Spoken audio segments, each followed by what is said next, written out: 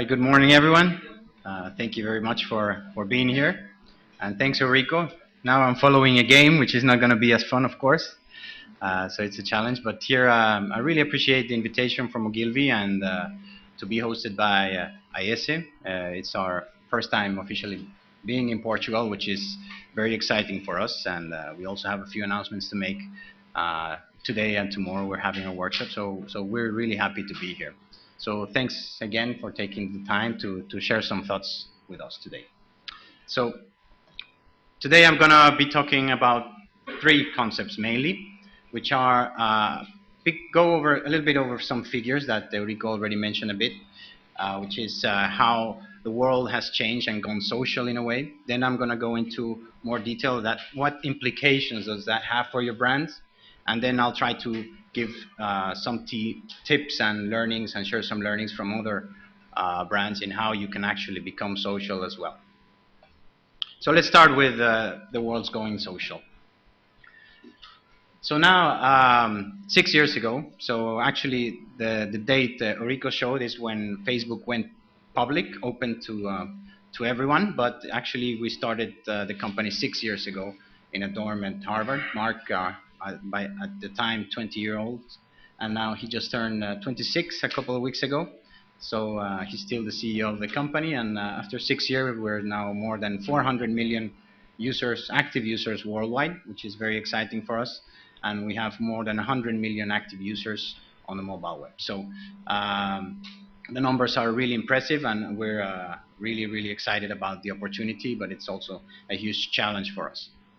And I mean, just to get some perspective on this, I'm not sure if Enrico mentioned it because unfortunately I don't speak Portuguese, but this would imply being as big as the third country in the world, which is impressive. And this is also happening in Portugal. So just a year ago, we were a few 100,000 here, and fortunately, Portuguese people also like to share and get connected with each other, and now we have more than 2 million active users in Portugal, which is great news. And another interesting thing, this is the profile of the Portuguese user, in which we have a very good mix, and as we grow, we get closer to the Portuguese internet user. But we have a good mix between men and women and the different ages. So at the beginning, people used to think that this was only for the kids, for young people, but as you can see, in Portugal, we have more people actually older than 35 than between 13 and 17. And as we grow right now, actually the biggest group of people worldwide, including Portugal, that's growing, it's people that are older than 35 years old. So again, we're getting closer to the every internet user being a Facebook user. One thing that I find very interesting and I love about Southern Europe is that actually normally we tend to think that, you know, Southern Europe, this is maybe going to happen in a couple of years. Maybe we're going to get there, you know, in the US and UK. But actually, we have numbers above our global average in terms of from the 400 million active users we have, 200 million come back every day on a global basis, so 50%. But in Southern Europe, and of course including Portugal, we have a higher return rate and higher engagement rate than our global average. So Portuguese people are sharing more and more engaged with our platform than the people from the supposedly more developed countries like the US and the UK. So the user is definitely there. And of course, the challenge is for us as brands to get there as well. So yeah, the global average in terms of visits per day is 2. And here in Portugal, we have 2.2. And time spent is also higher than the global average, which is, I think, a huge opportunity for all of us here in Portugal. Then another interesting point and change in terms of behavior and the challenge we deal with is that it's not only about the reach, which is of course a huge opportunity, but it's also about the time spent. So how engaging our platform is, and again, opportunities to interact and join the conversation for us as brands. So we see that fortunately, not because we're increasing our scale, our time spent is going down, but the other way around, the time spent is going up, which is one of our challenges as well. So as Facebook, one of the aims we have is to continue to become a platform that people prefer to share and get connected, but also where they share more and spend more time. And that's a good indicator that our engineers are doing a very good job. So to give you an idea of the volume of that time spent, we have about 5 billion pieces of content shared each week. And an interesting shift as well is that we don't produce any content. So all of this content is produced by people and by what we call public profiles. So everyone is sharing on the right-hand side. We have what's the wall. So I hope most of you are Facebook users. I know we have a couple of people to convert, like my friend Diogo, that is still hesitant to join. But just, I think we're going to convince me. That's my objective of the day, to convince Diogo to join Facebook. And are there any other people that aren't on Facebook today? You can raise your hand. Okay. Okay, good. Then I'm glad I came today. So what we're having on the right-hand side is what you see, like the home page of everyone, and we'll go into another screenshot to explain in more detail. But what's happening there is that everyone is sharing real time, like everything that's important to you in your life, like whatever is important going in your, what we call your social graph. That includes your family, your co-workers, your friends, and the public profiles that go from celebrities and, you know, music groups or your football team, to politicians, and of course brands that make part of our lives. But most importantly, I'd like to go to a couple of examples that what does this actually mean? What does actually all these people sharing, all of these people getting connected, what implications does it have in terms of communication, and how are we changing our behavior? And I'm going to share a couple of examples with you, and probably you've heard about this story before, but last year a couple of girls got stuck in a storm drain in Adelaide, in Australia, and fortunately they had their mobile phones with them, so there was not a problem. They were able to be saved. But actually the way they were saved is that they used their mobile phone to update their Facebook status, and that's how someone then called 000, which is the emergency number in Australia, so they were able, so in order to rescue them. So what's interesting here is that a couple of young girls, instead of actually using the phone to call someone, decided that the best way to get saved was to update their Facebook status. So this is a shift, an important shift in the way we communicate. Then another funny story is that this was in Pennsylvania a few months ago as well, is that there was a burglary taking place, and actually a man broke into a house, and he stole actually 2 diamond rings. And actually during the breaking, he thought it was a good idea to log into his Facebook profile. And fortunately, because of that, when he left, he forgot to log out, actually. So that's how he got caught, and the diamond rings got returned to the people. So again, I would recommend, first, don't steal diamond rings, and second, if you are actually going to do it, I would recommend, at least using your mobile phone to check what your friends are up to. So now we're also contributing to try to get rid of crime as well. Again, it's just a funny example, but it's really how communication is changing around us. Another thing that has changed is how people and celebrities, and as I said, also politicians, are shifting the way they communicate with their fan bases. And now we have thousands of artists, of sports people, that instead of going to gossip magazine or celebrity magazines, how you going to tell, as you rather call them, they go, for example, Roger Federer, who is one of our most active users. He has about 3.5 million fans on Facebook, and he, instead of like the old style, just selling the pictures of his newborn baby to a magazine, he just published it to his fans on Facebook. So again, another way in which people are following news, getting closer to the people they admire, and which is a big difference. And if you go on his page, last week, as you may know, the French Open started. So again, he posted a video being in Paris, thanking everyone for their support, and it's a way in which he can have a conversation with the people that support him. Again, another big shift in communication. But going into more serious things, we're also very proud that actually Facebook has helped other people in more serious stuff and political activism, and giving voice to people who don't necessarily have it around the world. And we're very proud that, for example, in the election of Iran, where there was, as you know, heard from the news, thanks to this and with all the limitations in public speech, we're able to give this voice for people to share whatever is important to them in their lives. And this is, again, we're a technology company, so the only thing we're providing is the opportunity for people to share and connect, from fun stuff and happy things like following your tennis player or following your favorite sports player, now following the World Cup, hopefully, but also to things that really care and make a difference to society. So what we're trying to do as a company, and we believe it's the evolution of the web going social, is that what we're trying to do is not reinventing any wheel, but what we're trying to do is try to map what actually happens in real life. So it's what we call the social graph. So all of us, for centuries and perhaps thousands of years, are always connected to things and people we care. And what we're trying to do with technology is try to mimic this and try to make this communication more efficient. And that's where all we're focusing in.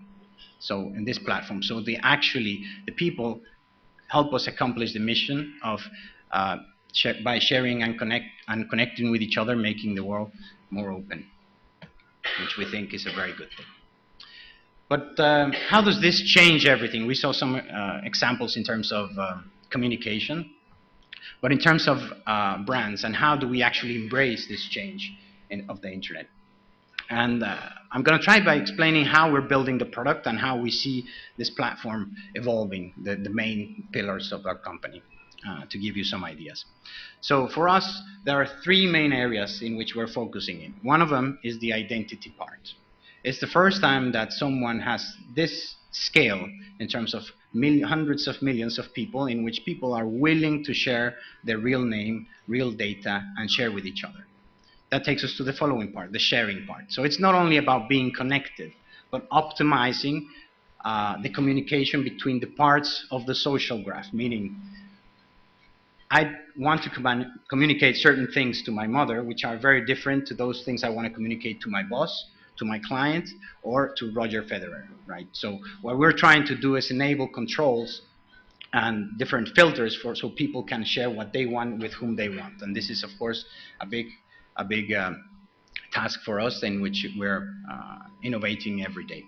And another part is, for us, is again mapping the social graph. We're not focusing on growing Facebook.com really, but we're going into the platform approach, which means we're trying to enable, again, people to share and get connected wherever they are. So as I showed you in a slide before, we have more than 100 million users on the mobile phone, but we're also having partnerships, and a couple of weeks ago we launched open platform, Open Graph, where people can actually share and get connected on sites outside of Facebook.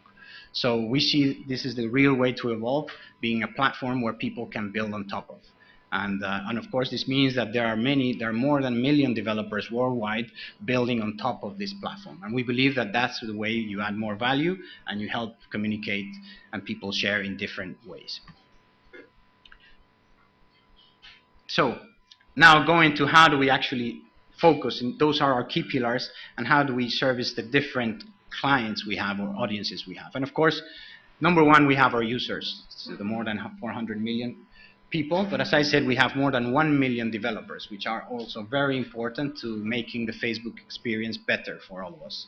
So making it entertaining, so we have some social games, as you may have heard, like Sing is developing very popular games like Farmville or Mafia Wars, which definitely make the experience better for those who want to play, of course. And in other cases, it's more about useful applications, like deciding what's the best insurance for you, or deciding at what time are the shows you're interested in playing, and things like that. So, and all of this is we're able to actually develop this and give the service to users, not because there are millions of people that are actually building this, that we would be unable to actually build all these services. So that's why we believe that developers are a key part of the success and the growth of Facebook, and a very important customer of ours. And a third part, which is very important, it's most of you here, is brands. We believe that brands are a key part to the social graph.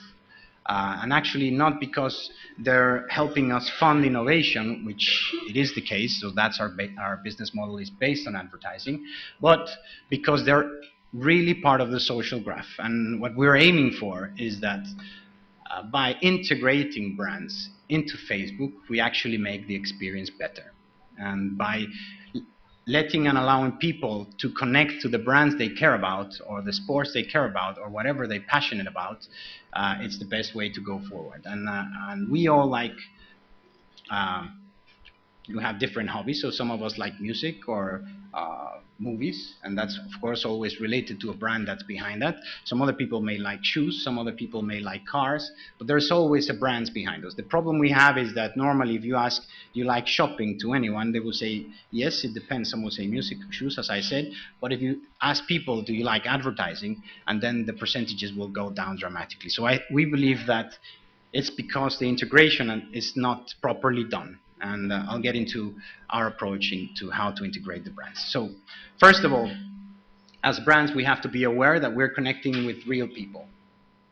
And because of that, we have information of their age, where they're living in, their interests. And if they're willing to share that information, we're able to serve certain type of ads and communication to them that enables us to connect with the people that actually are interested in us, or to offer specific offers to specific groups of people. So this is a good, an important first step, which is, who am I talking to? And also, it's very important to then say, okay, if I want to be a part of the social graph, it's also very important to determine first who to speak with, and secondly, how to speak to that person. And so we're really shifting from a way to communicate, which is more broadcasting. And here on the left side, you have a picture of actually the first banner in history. That was 1994 by AT&T on AOL. And as you see, it's not so different from most of the banners we see today. So even if it's 16 years later, the communication is still mainly broadcast, even if we have the technology to share. And actually what people want is to participate. They want to speak, they want to be heard, and actually would like to contribute to whatever you're doing as a brand. So taking this into account, and again, not reinventing the wheel, but actually observing how people engage with each other on Facebook, we came up with different ways in which we can interact with users as brands. But I think it's better that how we actually reach this sort of ad formats, it's explained by my colleagues Neville and Jared, that were actually the guys, the engineers working behind the project. I hope it works. If I'm out looking for a new car, I'm going to ask my friends, like, hey, is the Mazda any good? Is the Honda any good? Should I get a Prius? The thought was, if we could recreate that in this kind of digital scape that we've created at Facebook and do so in like an authentic way, then there's the potential to multiply the effect at tremendous scale. And it turns out that the presence of media and advertising actually results in more openness, more sharing, more communication than if it was absent. So a lot of the design that's gone into the units that we do now have on the homepage and elsewhere on the site is making them kind of integrate as seamlessly as possible into the rest of the site. Let's treat advertisers and marketers as first-class participants in the social graph that we're creating. So we came up with this concept of engagement ads. These are a set of ads that are designed to take advantage of what was already going on the site and make it better. There's events, there's commenting, there's GIFs, there's polling. Embedding these actions directly into the ad, and by also showing the set of your friends who have already done this very thing that we're asking you to do. We roughly saw a 10x increase in the rate of response. And so this viral spread, reaching someone who now is an engaged person that opted into learning more, is sharing this with their network in pockets and pockets, and that grows. That virality of something that only Facebook offers. We gained about 130,000 fans overnight. It was a one-day engagement ad, 130,000 fans overnight. Over the next week, we added another 50,000 on just through the viral extensions of it. Of course, the side benefit of building that relationship and having a great relationship with your fans, who are ultimately customers, is that increased loyalty. We ran an event ad on Facebook for World AIDS Day, and it was incredible. We had 950,000 people raise their hand and say, yes, I'll be there. I think it's really effective because it's part of the content experience that people have on Facebook. They can interact with it. They can actually participate. You know, we can have these shared ideals with our customers, and that's very powerful. Now that that set of users has fanned your page in response to that ad they might have seen, like the sky's the limit in terms of what you can do with that page. You can install apps, you can post pictures, you can post videos, you can run polls. The value is that we can get our story out in a very meaningful, relevant, authentic way. 1.8 million human connections that we have. The really cool thing about it is like all this activity that's happening on your page gets broadcasted via their newsfeed. We see people who are willing to take content that may be marketing in nature and pass that around. So while we have 200 million users, you know, God knows how many connections we have between those users. It is not just one to many, but it's many to many. And you don't have that same sense in traditional online advertising. The conversations are happening with or without the brand's participation. When you step back and look at the audience and the growth, it's undeniable, you know, the opportunity that exists within Facebook. What you've got to do is you've got to get out there.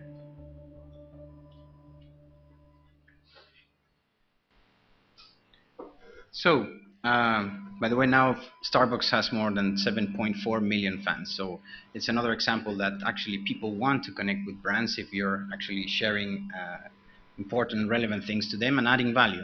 But we'll get into that in more detail in the following slides. So just to go over how it actually works and how this organic distribution or viral distribution that they're talking about, I'll just go and remind you how your homepage looks. And of course, we all have different homepages based on the friends we have, of course, and on the things we like. So here we have, on the right-hand side, you'll see the actual ad, in which we have a formerly called Become a Fan ad, which is a like ad today.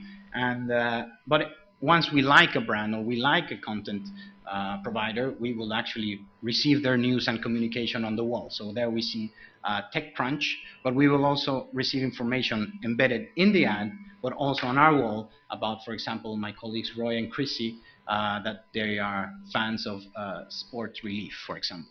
So it's a way in which we're leveraging the social graph and people you actually trust to be able to tell what content is more relevant or important to you or maybe interesting to you. So of course, if you're connected to people you really don't know and you think that probably they have similar tastes, or a person that you think is very good with gadgets or another one with traveling, and he becomes, joins a page or likes a page, then probably, as Neville was saying, the potential for you to also join increases significantly, and that's what we're trying to leverage it. And that's the way actually people get linked to each other. So again, we're not reinventing the wheel, but this is the way people share content and information with each other. Not only like commercial content or brand content, but their content, their pictures with each other, for example.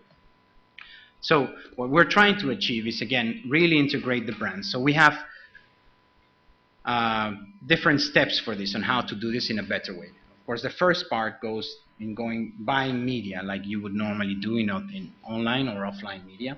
But the most interesting part is if you manage to engage your user through the different things, because like it's from the embedded recommendations from people that are also like you and your friends connected to it, you actually increase the opportunity to connect with each other, and then you sort of have the right to own that media, meaning once they are connected to your brand, you're able to publish on their walls different content, videos, offers, etc.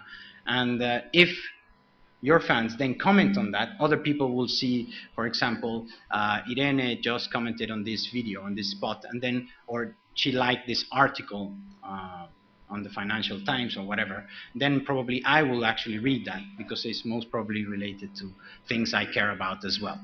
So that's the power of own media, that actually is not only that through the bought media you have word of mouth, but actually afterwards, when the campaign is over, you have the power to share as well with each other. And then that takes us to a concept of earned media that I'm sure many of you are familiar with. So what we're trying to do is you buy the media and all the rest is for free for the brands. And why are we doing this is because we believe that if their content or their offers or whatever their brands are publishing on Facebook is being shared, it's because it's quality content, it's adding value, and it's adding value to the platform and to the experience. So we want to give all these incentives to for brands to produce and engage in conversations with our users.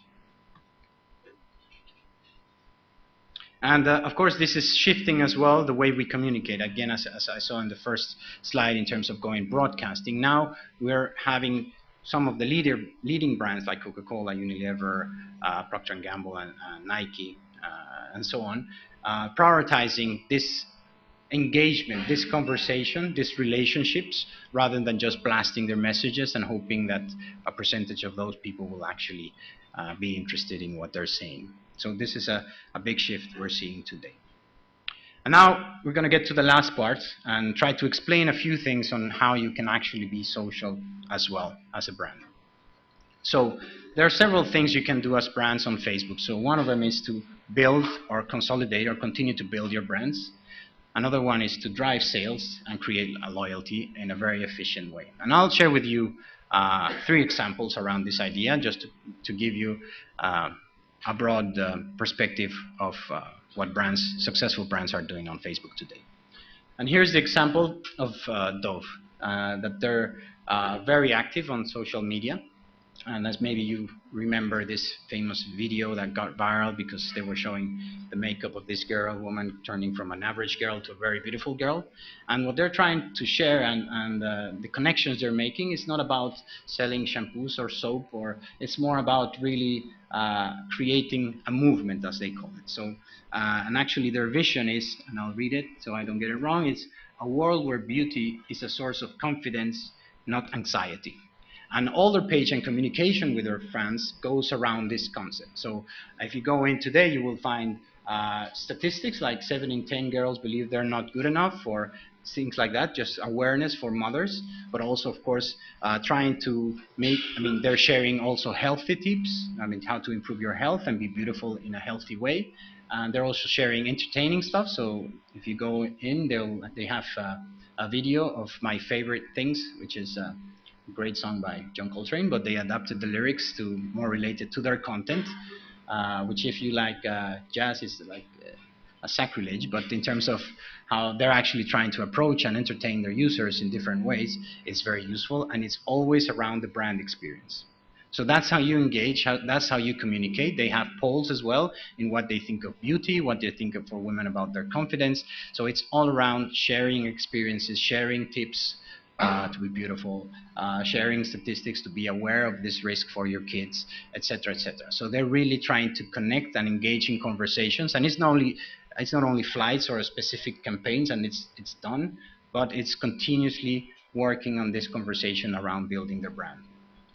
Another example, and it's because many times when I speak with brands, they tell me, well, but I'm not Coca-Cola, I'm not Unilever, I'm not a big brand, I'm just a more smaller brand, so is this going to work as well? And so that's why I like to show this example, which is the Royal Opera House, which is, of course, a very niche audience. They have about 25,000 fans. But for them, again, and depending what type of brand you are, it's not about just getting to 7 million, let's have more fans than Starbucks or than Coca-Cola, but it's let's connect to the people that are relevant to me and who I may be relevant to. So this is a specific case in which they share their passion and, again, the experience of music, and they share about, if the users share with each other their views on the different concerts and music they like. They recommend music to each other, and now their Facebook page has become their #1 provider of new subscriptions to the opera in London. So again, it's a way in which they're creating a community around a passion. They're actually driving sales, and that's the main objective of their page. And another example is Vitamin Water, and it's one of the most ambitious campaigns we've had so far. And Vitamin Water is a brand that belongs to the Coca-Cola company. And what they did is they invited their fans to actually share their views of what their new flavor should be in terms of the taste and in terms of the vitamins it should have. So now they have more than 1 million fans in the US, so they actually they created an application to ask questions to their users, and they created this new drink that is called Connect, as you can imagine. Then they have a small reference here to their fans. And so using their relationships with their fans on Facebook, they launched a new product. But what I love about this is that they not only did this on Facebook, but they also ran TV advertising. They run other online media as well, so integrating your communication strategy. And what I think is great about this is not necessarily the flavors, which, by the way, unfortunately, I haven't tried it yet. But I think it's much more relevant to actually to listen to your fans, the people that like you, and actually take into account their feedback. And even if, let's say, you don't like that flavor, when you go to the supermarket and are going to choose a drink, probably you'll have a higher tendency to try one of their drinks because they care about you, you know them, you've heard them, and maybe it's not this drink specifically, but the links you build with your customer are much stronger. So this is, I think, a great case of building relationships and being efficient on Facebook. So one thing, and I only wanted to share a couple of examples. Tomorrow we're having a workshop that's being led by Irene, who is the head of sales for Portugal and Spain. So you can go into much more detail then, but I just wanted to brush with some larger concepts with you. And another thing I think is important to share with you is the change or the opportunity you may have with this sort of engagement. Traditionally, we've had media in which we can do awareness, so branding, and TV and big portals with a big reach are good places for that. And then on the other end of the spectrum, we have more direct response, in which, for example, search does a terrific job, in which people that are actually searching for something, they directly go there and you connect with those needs of the consumer. So it's a big change between, on the top you have demand generation, and on the bottom you have demand fulfillment, right? So, however, let's say you're looking for a tent. So if you search for a tent, then you'll have a couple of 100,000 requests for that. But it's very different than if you're actually going and trying to reach people that like hiking, that like camping, that like outdoor activities, that live around the mountain, and so on. So you can connect and build relationships from the top, and then drive them through the marketing funnel to actually make the transaction. So then we're not talking about a couple of 100,000 searches, but we're talking about millions of people that actually are potentially interested in your product. So what we're trying to do, and again, by building these relationships long term, is the opportunity for you as brands to do awareness, build relationships, engage with your users, know them better, give them the best offers to the to the people living in Lisbon, in Porto, men, young crowds, older crowds, and then of course optimize the transaction part.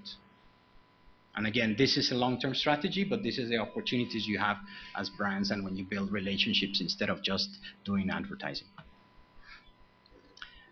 So a couple of things that I would recommend, and the best cases that summarize the cases I just went through, but in general what I think is a good practice when you try to get in the social graph as a brand, is that this is not like independent. You shouldn't have like your Facebook strategy, or this is something different, this is something I don't understand what's going on there, it's a different story, but it's just, it should be integrated into your overall communication strategy, and it has to make sense with your objectives. As I said, it's crazy if you try to, if it's not linked to your objectives and you're just trying to, reach 10 million people when you're actually, a niche, you have a niche product or service like an opera house. So you have to be clear, it has to be directly linked with your strategy and objectives, and then it has to be well integrated to leverage. And we have really good examples in which some campaigns start on TV and then continue the conversation on the ad they put their Facebook page, so they continue the conversation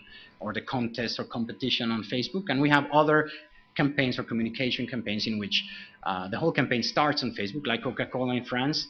They have this happiness factory ad that they make often, and they started by showing different versions to their fans, and the fans chose which one was the best ad, and they play that on TV afterwards. So as you start to build up, you listen, and go then to TV. So what this does is makes your TV, your outdoor advertising, and your Facebook advertising, you're really increasing the ROI on all of the parts. So real integration is one thing that we believe is very important. And then another thing which is key as well is we have to remember that we're trying to be part of the social graph. And if you think about yourselves as users, is why do you connect with your family, with your friends, with your coworkers, or with whomever you connect? And it's because in a way they add value to your life. So as brands, we have to actually be aware of this, embrace this concept, and say, okay, how can I add value to the user? How can I add value to the customer? And here we have summarized it in 3 different areas, but of course, I'm sure you can come up with much better ones. But just to give you some guidance, which is, we believe that people actually like to be involved. So creating a community, making people feel special is very important to adding value to the experience. So if you, like Federer, send a video exclusive to your fans in which you're saying, I just arrived to Paris, I'm excited about the tournament, this is special content just for them. If you give them special offers just for them, if you let them choose your next flavor, that's building community, as well as if it's around music, like the Royal Opera House, and you're making them feel special. So they are participating, and that's adding value to the user experience. Another thing is to entertain / be useful. So entertaining could be, like as I said in the Dove example, if you have an interesting, a funny video, a musical, which is linked to beauty and of course around your brand experience, but that is entertaining or funny to see, or what they did with this average girl turning into a beautiful woman, that's sort of entertaining as well. So it's good content, but also it's not only being funny, but it's also being useful. So if you can give them tips on how to improve the education of their kids so they are confident about the way they look and so things like that, and you have doctors or psychologists going there and talking to your fans, that's adding value, that's being useful again. And it's again around your brand experience and around your products. And last but not least is the experience. So that's probably one of the biggest challenge, but the most powerful thing. If we can actually make people feel good, that's great. That's your adding value. If you can make them, like the summer is coming, and you can sort of share the joy that provides to people, or the joy of music, or the joy of giving. So we have a huge causes, and Facebook is really successful and big because we make people feel good. So we have Vodafone Foundation, for example, doing a lot of charity work, and they let their fans vote for what they think is the best project they should support. And that's the same for Chase in the US. So making people participate, contribute, create a community, and make people feel good. So I think this is not only about just giving them, good offers. That's a question I get a lot, but really adding value has different facets, and you should definitely engage in all of them. So if I can summarize some of the thoughts I wanted to share with you today, would be to really be aware that it's not social media, it's not the social network, but it's more about marketing, but actually more important than marketing, it's about relationships. And as brands, you have to engage in this different way. And to engage in conversations, to be parts of people's lives, and be part of the social graph, you have to keep it simple and add value, as we just discussed. So another thing that's important is to don't strategize all the time. And many brands say, okay, I have to do this perfect, so they want to play baseball for the first time. I hit a home run on the first day they're on the field, which is not going to happen. So it's very important, and of course you have a plan, you have a strategy, it's integrated, but then you start, which is very important, then learn from whatever you did and iterate and improve, of course, and get the feedback of your users. But you have to start, and don't start by making it too complex, I would say. Another thing is be strategic always. So really integrate it. Does it make sense to what I am as a company? Does it make sense to my objective of this campaign, of this year? And how can I leverage Facebook? And not only Facebook.com, how can I leverage Facebook in my overall communication? And last but not least, of course, the world is changing, and social is changing everything. So it's very important that we also change the way we measure things. What is success? GRPs are not measuring relationships. GRPs are not long-term things. So we have to think in a different way in how to measure what we're doing online. How are we, of course, we have to measure success for specific campaigns. Of course, you have to do that, but we have to measure how do we actually improve relationships? How do we actually gain more customers? What's the feedback of our users? Is this an opportunity to improve our products and services? So You have to measure differently how you engage on Facebook, and I would say how you engage in the social world today. So thank you very much for your patience, and we'll have questions.